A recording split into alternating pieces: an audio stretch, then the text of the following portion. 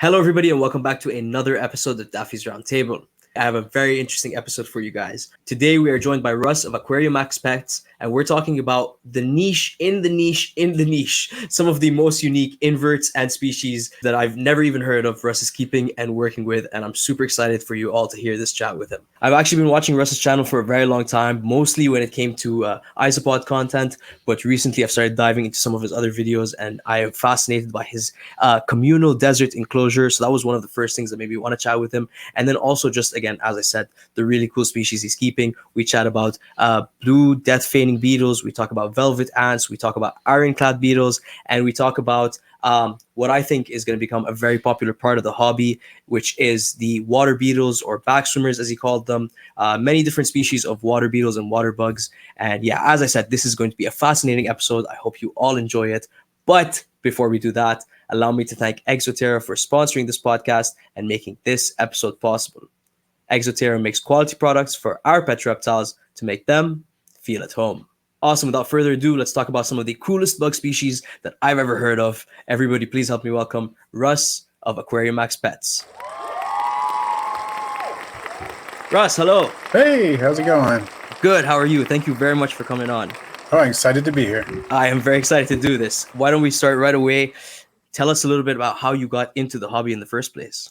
Okay. How far do you want to go back, I guess? whatever you're comfortable with, whatever you yeah. Well, I've always been interested in animals, in the animal kingdom, the natural world in general.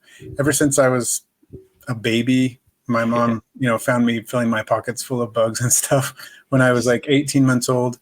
So I've been interested ever since. I was that kid who would, go out 4 or 5 years old, go out and find snakes and salamanders and whatever, frogs, and bring them home. And at the time, we didn't have the advantages of the internet or anything. So trying to keep them alive, I had to figure out what I could until I was old enough to realize, I can go to the library and check out books about this stuff. So I started doing that, and I just kept going. I've kept creatures, successfully for a few decades now. Once I got past that stage where you just bring something home and you don't do anything, you don't know what you're doing, when you're like 4 or 5. Pretty soon though, like by the age of 7 or so, I was raising tadpoles successfully and that kind of thing, and just kept going. Isopods are more recent, but I've started keeping isopods even then. I was like 13 when I kept and bred my first isopod. So it's been a few decades. It's been, yeah. So that was the next thing I was going to ask you. Was it bugs right from the beginning, or did you sort of start in like reptiles and aquariums and then kind of become more involved in the invert hobby? It's really been everything from the beginning. Right from the beginning. Yeah. I was breeding different invertebrates, different crustaceans, and so on. Like I said, I started out with isopods and Daphnia and different things like that when I was about 13. But I was also into fish at the time, reptiles at the time, small mammals, birds, whatever. And there have been times in my life where I've specialized more in one or other, different things, depending on the time I had and lots of other factors. Like when I lived in Hawaii, for example, lived there for 3 years. And in the building we lived in, I was only allowed to keep fish and birds. So that's what I did. That's what I focused on. But after that, I've gone back to a more wide collection, I guess. And right now, even though I'm known for keeping certain things, I think most people associate when they hear my name or whatever, they think about my channel, they think about certain groups of animals. But I've got chickens out in the backyard, and we've got a cat, and we've got all these animals that don't even necessarily show up on the channel, but we have them. Yeah, no, that's awesome. And when you were living in Hawaii, I believe you were also doing like a aquarium podcast at the time as well? Well, the podcast itself started shortly after we left Hawaii, around 2008. But I did do a fish-focused and aquarium-focused, so a lot of aquarium invertebrates too. Fish and an aquarium invertebrate-focused podcast from 2008 until 2016. Awesome. Yeah. So as you said, you worked with a whole bunch of different things and you keep everything, but you sort of have become a little bit known for, or at least at the moment, for some of the really cool inverts you're keeping. And I feel like you're almost in like 100 different niches within the hobby that in itself is a niche. So that's really cool. But what is it about the more unique inverts that kind of, or the more unique stuff in general, I guess, that kind of attracted you to them? Well, in some cases, it was the fact that, oh, I haven't done this. Not a lot of people are doing this. I want to figure out more about how to do it well, and so I can tell more people about it. And when I first became, shouldn't say interested because I've been interested for a long time, but when I first started to kind of focus more on isopods, for example, there weren't that many people doing it, and there were even fewer people making content about it. Yeah. And so I figured, hey, I need to make content about this as I learn more about it so that other people can do it, and things like that. And that's also true with like blue death feigning beetles. A fair number of people were keeping them, but very few people were breeding them. And of the people who were breeding them, very few people were saying to everybody, this is how I did it and this is how it works. And so I decided I would do that, and I did. Yeah, no, that's awesome. And so I definitely want to touch on the death feigning beetles as well. But let's start with the isopods. So you've been doing it for a very long time, as you said. Do you feel like now that there's a lot of people getting involved, do you feel like there's a lot of changes happening? Do you feel like there's more advancements happening, or do you think it's kind of just stayed the same? This is how you keep them. It's always been the same. It's always going to be this way. I would say it's changed quite a bit. Okay. And I would also say in some cases it has changed for the better. And in some cases it has changed simply because people say, hey, I want to do it a different way, which isn't necessarily better. Sometimes it is. I mean, definitely there are practices in the isopod hobby that exist now that did not exist when I started and should exist. But there are also quite a few that I don't know why people do it. And it's not necessarily bad. Isopods are pretty adaptable. So there's more than one way to successfully keep isopods. And it's kind of funny because sometimes people say, this is the only way to do it. And it's not necessarily the only way to do it. Back in the day, I was breeding thousands of isopods with cocoa fiber as my main substrate. I don't recommend that anymore, but people vilify coconut fiber, for example, and say, oh, it's awful and you should never keep isopods on it and they will die if you do. Well, what do I say about the years that I did it with? Successfully. Yeah, successfully. It's not the best substrate. Do my isopods breed better on other substrates? Yeah. But did they breed really, really well on it? Yeah, they did. Yeah. Yeah, no, that makes sense. I feel like that's actually what the whole big topic about. I'm not really very involved in the isopod hobby, but I feel like that's what the big topic is right now, using flake soil versus, I don't know, white, and it's just all a bunch of different substrate talk. So I guess you think it doesn't really matter to that extent. Well, I think you can improve isopod husbandry definitely by providing quality substrate. Like flake soil, good stuff. Does it help isopods? Yes. Can it improve breeding? Yes. Are there certain species that will not do well if you keep them on cocoa fiber? Yes. Yeah. But there are also plenty of species that will do just fine on it and don't necessarily need those other things to survive and even thrive. But you could kick up their husbandry a notch or two by using some of those more quality substrates. Yeah, that makes sense. I have a very similar experience. I've only kept like Persiliolavis and Armadillium maculatum and like 2 or 3 different species, and mostly just to seed my vivariums, and they were on cocoa husk and a piece of cork, and that was it. What about feeding? I've also seen, I don't know how long ago this was, but I quite a while ago, I saw you started talking about creating your own isopod diet, and you were I think grinding things down and making it a powder. So I have 2 questions about this. One, what do you think the benefits are of making your own sort of diet? And 2, why do you make it as a powder? Is there a benefit for the isopods feeding them powdered food versus not? Well, I've experimented with a lot of different isopod foods, and some I've done myself. I have found, though, that I generally kind of stick with some that others make. Like I like Supreme Isopod Chow that Wally Kern of Supreme Gecko makes. That's a great one. And I've tried lots of others, too, that I like. There's lots of good ones out there, and so I'm not going to say that I only stick with one or anything. I like a lot of them, and I also supplement those with things as simple as like cheap dog food, because isopods grow well on it. They have a really strong feeding response to it, and it's cheap. And why not use some of that? But I also add more, high quality foods as well. But I found that a powdered food, one advantage of using powdered food is that the isopods have to come to the container you keep the powder food in. Usually I'll use like a small 3D printed dish that several vendors make, or like a scallop shell, which is very shallow so the isopods don't get trapped in it, but it holds the food. They have to come to it and they can't run away with it. If you use like a fish food flake or a fish food pellet, an isopod can come grab a pellet and run off, and they often will. Nothing wrong with that per se. It's not bad for the isopods, but it is bad for viewing. And if you want to view a feeding frenzy, which is, that's one of the perks of owning isopods, it's fun to watch them eat, and you can get an idea of how many you have and how well they're doing and all that kind of stuff by watching them. Then a powdered food is great because it gets them to come to that spot, congregate there, and stay there for a while as they kind of graze on it. Yeah, that's awesome.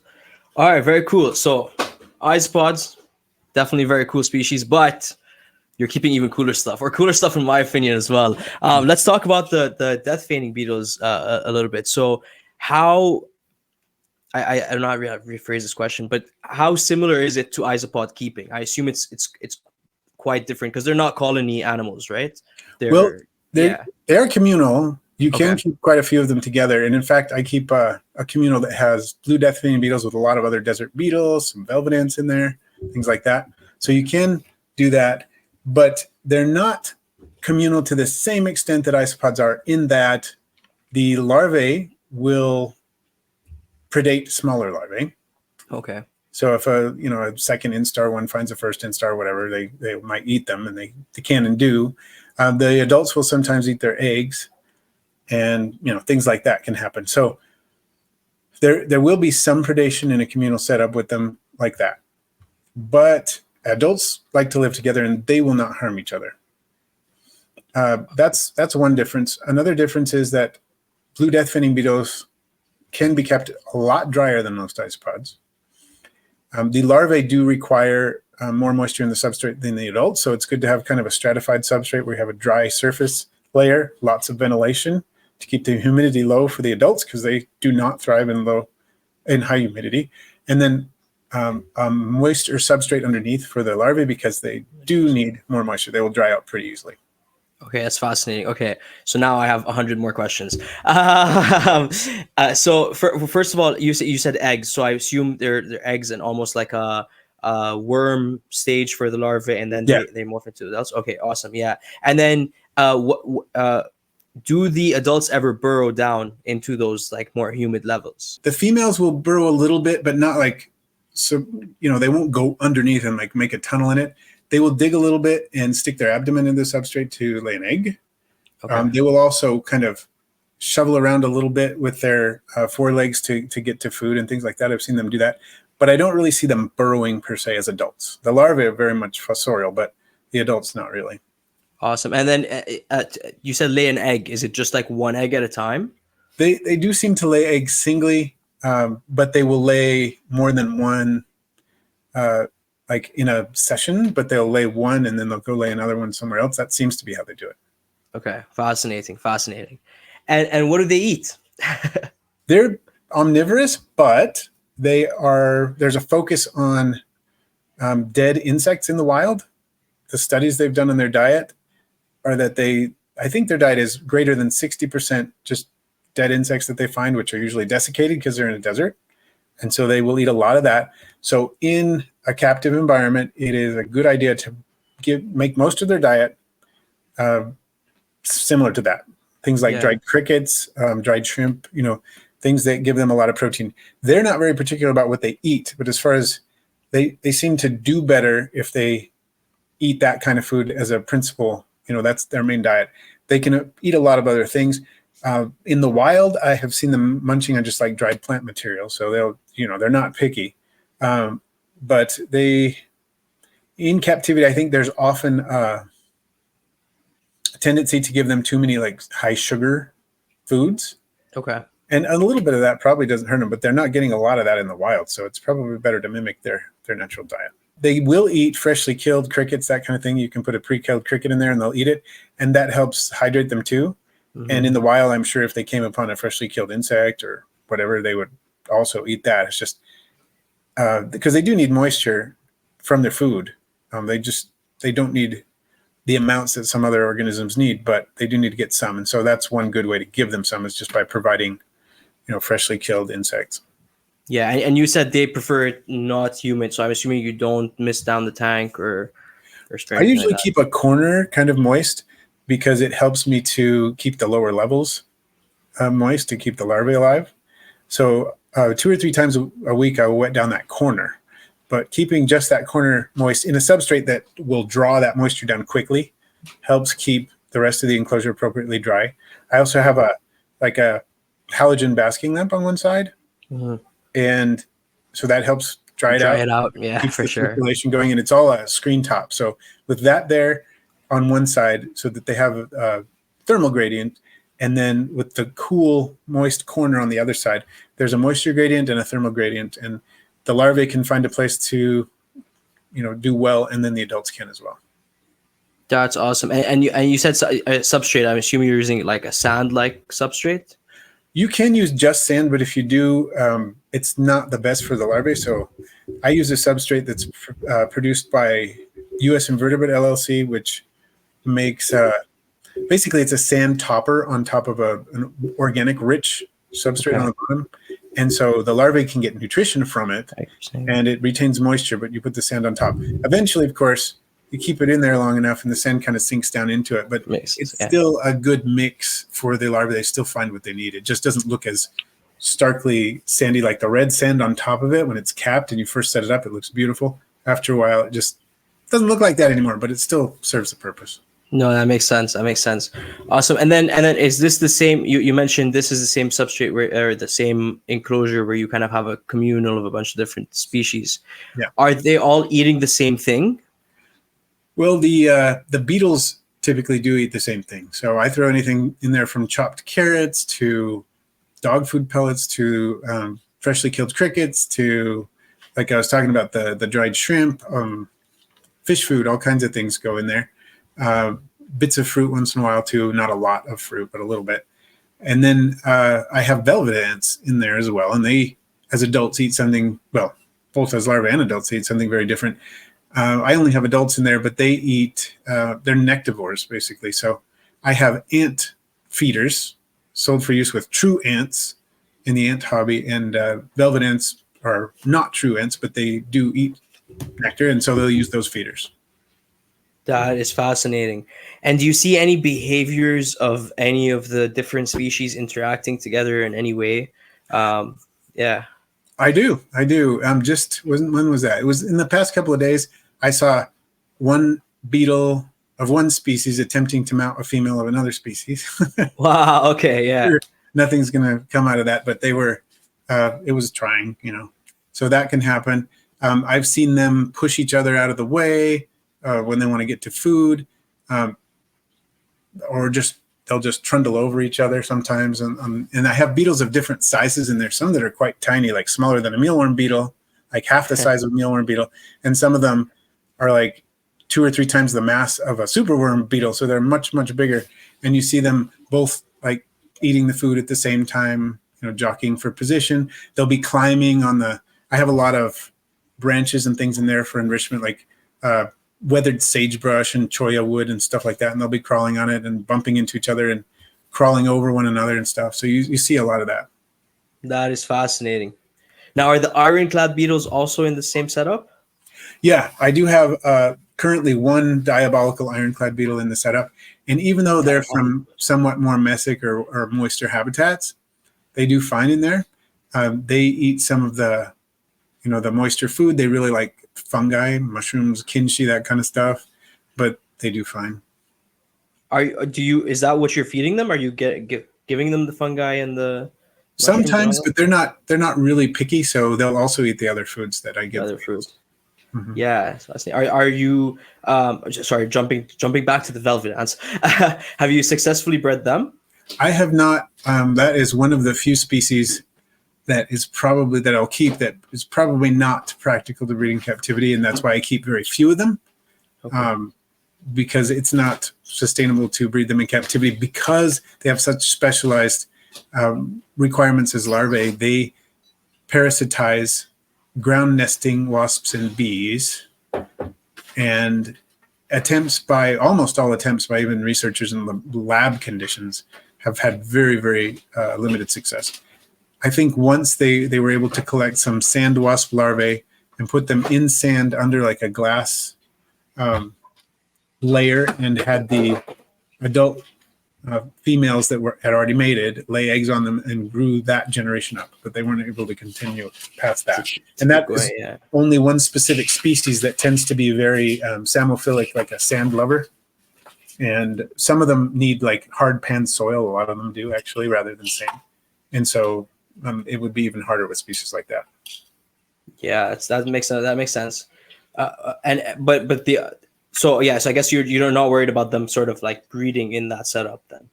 No, unfortunately, I would really like to breed them, and I don't keep that many things that I don't breed or can't breed. You know, I really prefer to keep things that can be captive bred. With the velvet ants, I kind of have this idea that if I keep a few here and there, which is what I'll do, I'll keep a few, and then once they pass away after a few years, then I might go a few years before I get more, and then I might get a few more. Very low numbers, but I feel that by educating others about velvet ants, I feel like I can still do a service to velvet ants in general, because the numbers of people who have learned from me that velvet ants are not aggressive and that you shouldn't kill them, I think probably outweighs the few that I've kept in captivity. Yeah, and I'll tell you, I'll add one more to you. I think just personally, I learned that they existed from you. So you're definitely like, at least you're bringing the awareness of these animals are around. So yeah, right. No, that's very cool. Yeah, sorry, go ahead. Oh, go. I was just going to say, so what I hope is that when people watch my videos or when I do presentations, which I also do, live person-to-person presentations or in-person presentations, that by doing so, enough people will just encounter velvet ants and have a favorable impression and not think, oh, I have to kill that thing next time I see one. Yes. That's always a nice move towards the hobby. Yeah, no, for sure.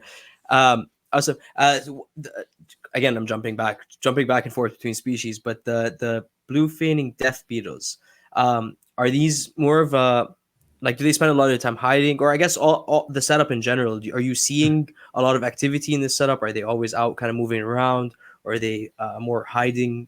Yeah. It depends on the density to some degree, like how many you have in an enclosure and whatnot, and the species. Some species are more day active than others and things like that. I have found in general, though, and as have others, that they tend to be crepuscular. Okay. So you'll see the most activity in the evening, before it gets dark, and then a little bit after it's dark for a few hours, that little area. So in much of the year here, maybe 6 p.m. to about 8 or 9 p.m., they might be super active in that time.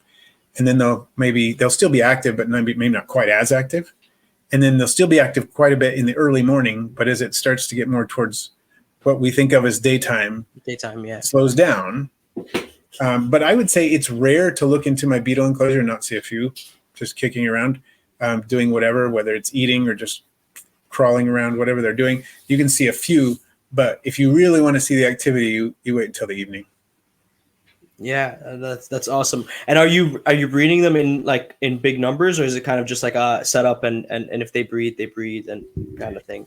It's dependent on the different times. Right now, I'm not focused, not laser focused on breeding them. So I do get larvae in there, right. And if I get a big enough larva, I'm planning on pulling one out and I'll try to get it to pupate and things like that. But right now, that's not what I'm really focused on. So I haven't been have an incubator set up dedicated to doing that for a little while, just because I've got a lot of projects going and I have to decide what to do with my time and effort and space. And so I'm not doing it heavily, but like I said, I do get larvae in there. And if I see one that looks, that's big enough, I can probably pupate it, I'll take it out. Did you say incubator? Yeah. Many of the beetles, blue death feigning beetles certainly, tend to respond very well to very warm temperatures as a pupation trigger. Okay. And they're not the only ones. There are quite a few that do. And you can sometimes get them to pupate without that. But I learned from Dean Ryder, who was the first researcher basically to document how to breed these. And so without his help, I probably never would have done it. But he said 88 degrees Fahrenheit. I don't remember quite what that is Celsius, but At 88 degrees Fahrenheit, that's when they tend to really pupate. And then you need to keep the humidity around 75% relative humidity, and that's the formula. And so that's what I did to get them to breed initially, and it worked. Not to breed, but to pupate. To get them to actually lay eggs, produce larvae, and for larvae to grow up doesn't take much. A lot of people were doing that already. It's really getting them to pupate that was the trick. That's fascinating. And is there, I assume there is, but is there like a certain amount of time that they have to stay as a larva stage before you can kind of get them into, the hotter temperatures and the higher humidity so they can pupate? Yeah, it seems to be around 1.5 inches to, or a little bigger than that. Again, I'm not sure what that is exactly in centimeters, but it's, it's that you reach that certain size and then you can start doing that. If you do it too early, they won't pupate. They'll just, they might grow for a while and then pupate at those temperatures, but they won't pupate if they're not ready. They're not a certain size. Yeah. Yeah, that makes sense. And then you said 88 degrees for them to pupate, and then are you keeping the adults at the same temperature, or are they at a lower temperature? The adults are definitely at a lower temperature. I keep them at room temperature. I keep the enclosure at room temperature with that temperature gradient. In other words, I have that basking spot. Yeah, the basking spot, right? Which is like in the low 90s, pretty much right in the focused area of it, and then around it, gradually cools down. And so and it's a very focused halogen bulb. So about, 20 centimeters or so away from it, it's quite a bit cooler. Okay. And so the other side of the enclosure is essentially room temperature. And do you see them spending more time on one side versus the other? I see the adults all over. Okay. The larvae I see more of them near, not just in the cool spot, the cool, moist spot, but I see more of them, I would say, near the cooler, moister areas. Okay. That's, super interesting. I assume that maybe is because of the moisture, not temperatures maybe at that stage, or... It may be a mixture of both. I've heard others talk about it, and they say if you provide a choice to the larvae, they tend to go on the cooler side, which is kind of counterintuitive to getting them to pupate. But I think in the wild, what probably happens is they are living in areas under rocks and things like that, where the sun is baking the rock, and then at night it's radiating. And so in the heat of the summer, it's really hard for them to escape, even because they can't get down too deep. It's probably too hard pen and so on to get too deep. So at the levels they're at, my guess is that they're just so warm that they pupate. They can't escape the heat to the degree. I mean, they don't have to be at 120 degrees at the surface, where it might be 120 degrees when the sun's baking, or more maybe. But it's probably still in the 80s where they are, a couple inches under. Yeah, no, that makes sense. And speaking of sun and basking and all of that, what is your opinion on UVB for inverts? Do you think they're affected by it? And then, I guess to jump off that question, what about UVB for feeders? Okay. Well, we do know a few things. We know that some invertebrates definitely respond to UV like scorpions do. They fluoresce under it. We know that since they fluoresce, there's some indication that scorpions fluoresce because that wavelength of light is most visible to them, so it actually helps them be more visible to each other and helps them see. And so that's why they fluoresce. At least that's one of the ideas about why that might be. We're finding many other organisms fluoresce. Many other arthropods do, and so I think there are millipedes that do. Yeah, and even vertebrates that fluoresce, which is fascinating. And so finding out that it's not just scorpions that fluoresce, there are so many other things that do. There are harvestmen that fluoresce. There are millipedes, like you said. There are geckos. There are even isopods that fluoresce at certain wavelengths of the ultraviolet light. So definitely there's something going on there. It doesn't seem like that would just be a random mutation. It wouldn't be if there's no reason for them to do it. Yeah. There wouldn't be so many different taxa that actually do it. And so even if we don't know the reason why some of them are doing it, there probably is. And so UV is probably important to a lot of them. UV in the same sense as it is for vertebrate physiology, probably not, because we have very different relationships with calcium in the way our skeletons work. And, a roach is not going to get metabolic bone disease because it doesn't have bones, right? Right. So from that standpoint, we probably don't know enough of how UV affects them. It's just that we know that it's an emerging science and that there are many things we don't know, but so many of them react to it. There's got to be something going on. Yeah, we just that makes know sense. it's not the same relationship that reptiles and mammals and so on have with it. Yeah, that makes sense. It's fascinating. I've been starting to see more and more keepers kind of throw UVB on their crickets or on their roaches now, and it's kind of getting the clocks turning. Yeah. Oh, that's another thing I should mention. Yeah. We do know that there are so many organisms that have vision that's related to UV. And arthropods that specifically are colored to stand out under UV light. For example, crab spiders. For a long time, we thought crab spiders were camouflaging themselves because in our vision, you'll see a crab spider that looks very camouflaged sitting on a specific flower, and you put it on a yellow flower, it'll be yellow. You put it on a white flower, it'll be white, and it'll blend in from our standpoint. But to many other organisms, it doesn't stand out. I mean, it doesn't blend in. It actually stands out under UV because animals that can see UV, and we can't, and they stand out. They're very starkly contrasted. So whether the animal is trying to advertise itself to some organisms and hide itself from another, we don't really know, but there's something going on, and there are a lot of organisms that do that.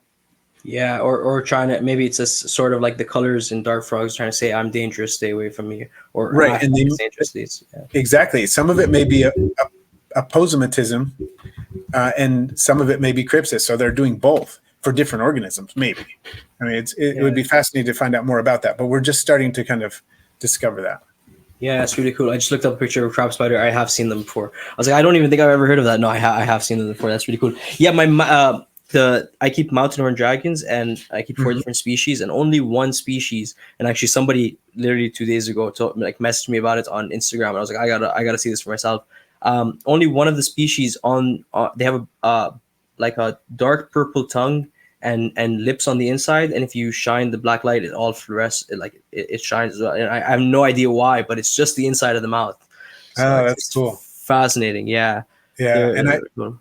I've heard a lot about how reptiles that receive UV, when they've grown up without it, and then they suddenly see UV, they can be actually confused by what they see, because everything looks different to them because they can actually see it as opposed to what we see.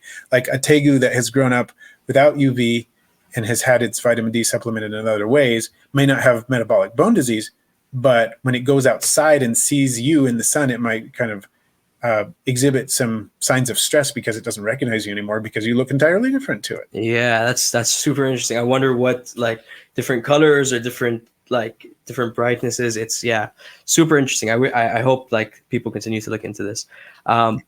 Yeah. So up here in Canada, it's very, very hard to find a lot of these cool stuff that you like, the blue feigning death beetles, the velvet ants, the ironclad beetles I've seen more of, but general finding these unique species is very hard. How hard is it down there, and where do you find them? I don't know if you're going out and collecting the stuff, or are you buying it from breeders, or how does it work? It depends, and it depends a large degree on the organisms. I do live in a fairly I'm pretty close to the desert. My state is pretty much desert, most of it. Except up in the mountains, it's a little more. There's a little more rainfall and whatnot, but most of the state is a desert, and so I can go out in the desert and find a lot of desert tenebrionid beetles, velvet ants. A lot of these things are a 5-minute drive from my house, along with rattlesnakes and racers and gopher snakes and all that kind of stuff. There's a lot of this that's close by, but some of it is I have to go further down in the state. Like there's a corner of the state where we're part of the Mojave Desert. It's just the southwest tip of it. There's one county down there, and you can find so many things you can't find anywhere else in the state. Palm trees grow there, that kind of thing. And so it's a more it's a milder climate with regard to the winter, but in the summer it's intensely hot, and it's like a continuation of the like Nevada, Arizona, kind of Southern California sort of climate. But up where I am here, it's not nearly that. It doesn't get as hot in the summer, and it gets a lot colder in the winter. So Right. it depends on the part of the state. But I usually try to go down south pretty often when I can and visit down there. So I do collect a little bit. Like I said, the vast majority of my collection is not wild caught, but some of these things I can collect locally, and some of them I do contact other sources too. Like Bugs in Cyberspace is one of my favorites, and I don't think he can ship outside of the U.S. either, but he's in Arizona, based in southern Arizona, near the Mexican border, and he can find some really cool stuff. And he also breeds a lot of things, and has been for years. He used to be based in Oregon, and he's been breeding a lot of this stuff for a long time as well. And he helped get me into this. Like the idea of doing a communal beetle enclosure with velvet ants in it, I learned from him. That's how I learned how to do it, from Peter, who's the founder of Bugs in Cyberspace. And a lot of these things we've communicated back and forth, and we've helped each other out with different things. And he has hosted me a couple times down in Arizona to go visit all these things. I've made videos about trips down there, and we go and see this stuff. And usually I collect a few things, but it's mostly just to see things. I see so much more than I collect just to enjoy it in the wild. That's the focus, really. Yeah, I know, that's awesome. And I'm glad you brought up Bugs in Cyberspace, because that's actually the perfect transition to my next question. Mm-hmm. The water beetles, I don't know what they're called, the boatmen or water beetles, whatever they call it. You got them from him, right? Yeah. I think all of the aquatic insects that I have right now are from him. Yeah, and he recently, it's been maybe a year and a half, something like that he's been doing a lot with those. And so I've been into it too. He sent me quite a few of them. We've been working on getting some of them to breed and things like that.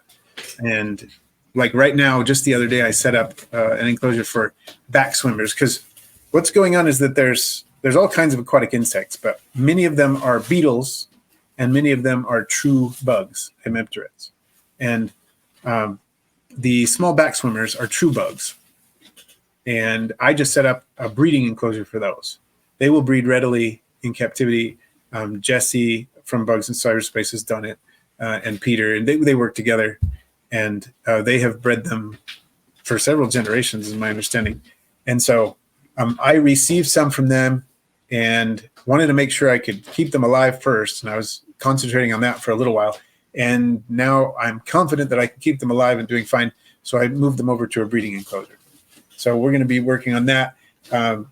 We've got some other breeding projects coming along with some of the aquatic insects. And I have a 20-gallon aquarium that is basically just like a showcase tank that has a whole bunch of beetles in it of different kinds, aquatic beetles. It's got snails. It's got some, I don't think there are any true bugs in that one right now, but I'm planning on putting some in, and there might be a couple in there, but they're fascinating. And they also sent me a giant water bug, also called a toe biter, which is like a 2.5-inch, bug it's got quite a bite on it. I was bitten by one as a child. It's not a fun time. Yeah. But they're super cool. And so I had one for quite a while. They don't live very long. So it passed away, I think, in October or so. But fascinating predatory animals. And I have a ferocious water bug, which is basically very similar, but quite a bit smaller, that they also sent me that I still have. I just have to keep it separately because it would eat all the beetles and everything else in the tank. That's awesome. And you said for the species that you guys are kind of working on breeding, you said you set up a breeding tank for them. Mm-hmm. Can you describe sort of what a breeding tank is for something like this? Well, they seem to need egg deposition sites, and I'm not entirely sure what the best area for them to lay their eggs on. But the container I was keeping them in, when I was just figuring out, okay, how can I keep these alive? Because the first few times I put them into my display tank, they didn't thrive. and they kind of petered out pretty quickly. And so I thought, okay, I'm doing something wrong here. I don't want to keep them in here. I don't want to put any more in here and have them die. I've got to do something different. So I said, okay, we're going to try again. This time I'm going to just put them in their own tank. It's going to be a basic Spartan tank. Just going to have a piece of cork bark floating on the top and keep them in there basically like that, and put a screen over it so they can't get out. And they did really well in there. And I was feeding them Daphnia. I was feeding them wingless fruit flies, and they were eating them. So they were doing fine. And so after, I think they sent those to me, can't remember when it was. It might have been January, might have been, I don't remember. It's been a while when they sent them to me, and they've done fine. And so finally I just said, okay, I think I'm comfortable that they're doing well. Now I'm going to move them into a breeding tank. And the breeding tank has lots of surface area. It has some fairly large stones, not like gravel, but larger stones on the bottom. So if they want to lay eggs on the bottom among the stones, they can do that. It's got live plants in there, like some anubias plants, and it's got some fake plants in there. It's got cork bark up at the top. So there's places they can get out of the water if they want to. There's places underwater they can attach eggs to. And I'm just feeding them really heavily so that they don't end up eating, because they will predate on their babies. And they lay eggs that don't hatch into larvae because they are true bugs. So their larvae are nymphs, just basically smaller versions of the adults. Smaller versions of the adults, like roaches or whatever. Mm-hmm. And so that is what I'm doing, just feeding them really heavily so that they don't run out of food, and hopefully I'll get some babies. I may eventually have to, as I do that, I may have to scoop out the adults, put them in something else, and let whatever eggs are in there hatch. But that's kind of the plan. I'm going to get them breeding. That is so fascinating. So cool. So cool. And you said you do give them an area to come out of the water. Do you ever see them do it? Do they come out often? Some of the animals do. The beetles tend to come out of water quite a bit. Wow. I haven't really seen the backswimmers come out of the water, but that doesn't mean they don't. They are capable of flight. And like many of these aquatic beetles are capable of flight, because they live in places like down in Arizona where you'll have the monsoon season. You got a month or so where there's plenty of water, and then much of the rest of the year, a lot of the places will dry up completely. Not all the places, but enough of them will that they need to be able to leave so they can take advantage of these pools while they exist, and then take off and find a more permanent source of water when they don't. And so many of these are very well adapted to flight. And I have found some of these bugs, like under a street lamp out here in the desert, where they've flown for miles, obviously, and it hit this lamp, So that kind of thing, you need to make sure they're well covered, because they can fly. But the beetles will haul themselves out onto cork bark or other plants or wood, because I'll keep like floating dwarf water lettuce at the surface. They'll climb up onto that. They'll climb up onto the cork bark. I have pieces of driftwood that are, on the bottom, but they'll stick out of the water, and they'll come and climb up on that a lot too. Fascinating. Do you think, I feel like they weren't really, also I say I did not know that they could fly, and I have like a little stock pond. It's a very tiny one that I have in the backyard, and every summer I'll put like rice fish or guppies or whatever in there. And I always used to find, I don't know what species, or if they're, I don't know what species we have native here, but water beetles essentially, or water bugs, and I'd always find them in there. I had no idea how they were getting in, but it makes sense that they have the ability to fly. So they can go from one place to another. That's so fascinating. A couple of months ago, I had never seen anybody really keeping them, and I started seeing some of your videos of you keeping them. I don't know how I hadn't seen them earlier, or maybe you only got them a few months ago, but and then I started seeing them pop up on Instagram here and there. So I feel like they're sort of starting to enter the hobby. Do you think they'll ever become a staple, and do you think that more people should be keeping them? I would say yes on both counts. Okay. I think that Bugs of Cyberspace is definitely trying to move that way, partly because one thing that he points out is that before he got into the aquatic bugs, he would say, a desert communal is the way to go if you want activity. It's or at least one of the top picks for activity if you want to keep communal arthropods. And different from, you can have a really cool isopod display that's one species of isopod, or you can have a really cool roach display that's one species of roach, or and depending on where you are and what's legal in your area, like in Europe, people will have the stick insects in really cool display, enclosures, or in parts of Asia, they'll have that with some of those big, amazing beetles they'll have. And maybe not all of those are communal, but there's a lot of different things you can do. But as far as what we can do here, we have the desert communals. You can put tons of species in. You can get a lot of activity, but much of that activity, like I was saying before, is going to be in the evening. And the thing about these aquatic insect communals is that they are active 24/7. It does not matter when you look into that tank, they are active any time of the day, and especially when you feed, but even when you're not feeding, there is always something going on. And so there is that draw to it. You don't have to wait for the active time of day to get activity out of it. Always something happening. Always something happening, which is fantastic. And then when you feed, you get a real big frenzy of activity, which is even cooler. But yeah, it doesn't matter when you look, you can do it. And he's looking into, like, Peter has recently been experimenting with what you can keep in there, because people are constantly asking, can you keep fish with these? And generally no, because anything small enough not to bug the beetles are going to bug that fish, and vice versa. If the fish is big enough, the beetles aren't going to bug it. It's going to eat the beetles. And even then, the beetles might nip on their fins or whatever.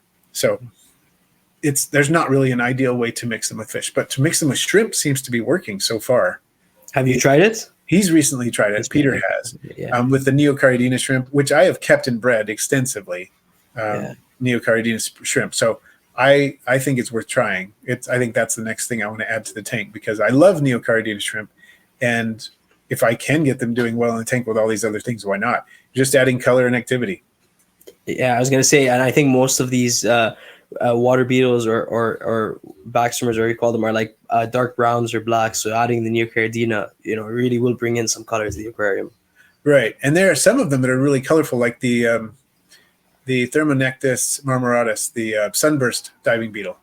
Okay. They have like the yellow spots on them. They're gorgeous. They're probably my favorite of the beetles that stays, down in the water column more, and so they're really colorful. But yeah, like you say, many of them are black or brown, or some of them are even kind of a metallic color, and they're beautiful. But the more variety you can add, the better, right? The better, for sure. And yeah, I'm just looking at pictures of these sunburst diving beetles. Wow. I've never seen these before. Gorgeous. Yeah, and I have some of those in some of my videos, so I'll have to send you a link to some of those. Please do. Yeah, they are some favorites. That is awesome. Well, Rus, on that note, I think this was an incredible conversation. We'll wrap it up there. Please do send me those links, and I'll include them as well in the show notes. But can you let everybody know where they can find you? Yeah. On YouTube, you can find me under Aquarimax Pets. Aquarimax Pets, 2 words. And then I'm also pretty active on Instagram. On YouTube, I post typically 1 recorded video and 1 live video per week, so 2 videos a week. And then on Instagram, I usually post 6 days a week, and awesome. They're usually reels, sometimes stories or whatever, but generally reels of just my collection, and not just. I do a lot of isopod and other arthropod content on there. I'll post my snakes. I do breed some snakes and things like that too, so they're on there. And those are the 2 most the platforms I'm most active on. People can message me on Facebook Messenger as well, and they do. And that's probably the 3rd one. I'm never on Facebook, but I will respond to Facebook messages eventually.